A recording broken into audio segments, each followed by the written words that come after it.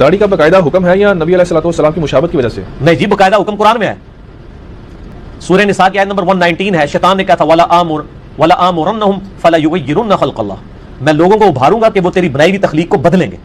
اب مرد کو اللہ نے داڑھی دی، عورت کو دی ہے نہیں، تو مرد جب اپنی تخلیق بدلتا ہے تو شیطان کے راستے پہ.